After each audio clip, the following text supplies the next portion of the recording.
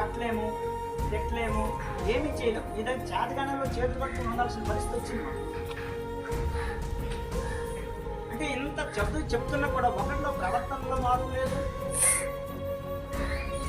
ఒక చదువులో మార్పు లేదు, ఒక రైటింగ్ స్కిల్ లేదు, రీడింగ్ స్కిల్ లేదు. అసలు ఏంటి ప్రాబ్లం? మీదే మాది అదేనా? అదైతే చెప్పండి. మీ అందరికీ చిన్న దండం పెట్టి పడుకుంటే